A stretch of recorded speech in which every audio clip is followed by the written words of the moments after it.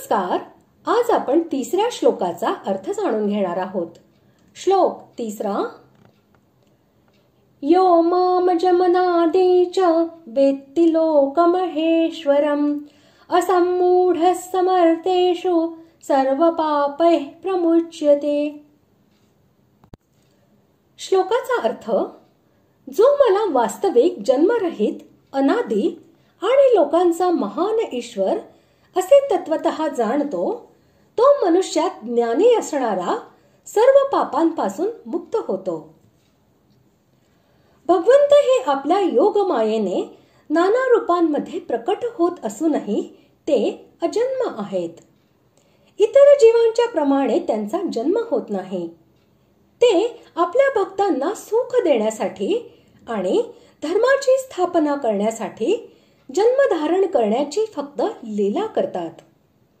ही गोष्ट श्रद्धेने आणि विश्वासाने व्यवस्थितपणे जाणणे, तसेच त्याबद्दल जराही संशय न बाळगणे म्हणजेच भगवंताला अजन्मा असे जाणणे होय.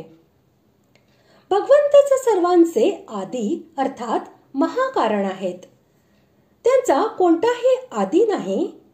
ते नित्य आहेत, तसेच सदैव आहेत. इतर पदार्थांप्रमाणे त्यांचा एखाद्या विशिष्ट वेळी आरंभ होत नाही. ही गोष्ट श्रद्धेने व विश्वासाने व्यवस्थितपणे समजून घेणे म्हणजेच भगवंताला अनादी म्हणून जाणणे होय. तसेच ईश्वर कोटीमध्ये गणना केले जाणारे इंद्र, वरुण, यम, प्रजापती इत्यादी जितके लोकपाल आहेत, त्या सर्वांचे महान ईश्वर भगवंतच होत. तेच सर्वांचे नियंता, प्रेरक, करता, हर्ता, सर्व प्रकारे सर्वांचे भरणपोषण आणि संरक्षण करणारे असे सर्व शक्तिमान परमेश्वर होत. ही गोष्ट श्रद्धेने संशयरहित होऊन व्यवस्थितपणे समजून घेणे म्हणजे भगवंतांना लोकांचा महान ईश्वर जाणणे होय.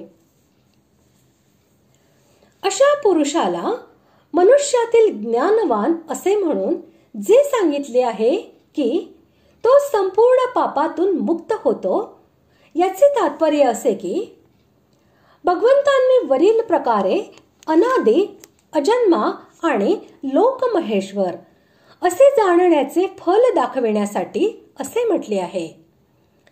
याचा अभिप्राय असा की जगातील सर्व मनुष्यांमध्ये जो पुरुष वरील प्रकारे भगवंतांचा प्रभाव व्यवस्थितपणे जाणतो, तोच वास्तविकपणे भगवंतांना जाणतो. आणि जो भगवंतांना जाणतो तो असंमूढ होय, म्हणजे ज्ञानवान. बाकीचे सर्वजण संमूढच होत. जो भगवंतांना तत्वतः चांगल्या प्रकारे समजून घेतो, तो स्वाभाविकपणे आपल्या मनुष्य जीवनातील अमूल्य समय सर्व प्रकारे भगवंताच्या भजनामध्येच निरंतर घालवतो. तो विषयात रमणाऱ्या लोकांच्या प्रमाणे भोगांना सुखाचे कारण समजून त्यामध्ये गुरफटत नाही. म्हणून तो या जन्मातील आणि पूर्वजन्मातील सर्व प्रकारच्या पापांपासून सर्वस्वी मुक्त होऊन सहजपणे परमात्म्याला प्राप्त करून घेतो. अशा प्रकारे आज आपण तिसऱ्या श्लोकाचा अर्थ जाणून घेतला. पुढील भागात आपण चौथ्या व पाचव्या श्लोकाचा एकत्रित अर्थ जाणून घेणार आहोत. धन्यवाद.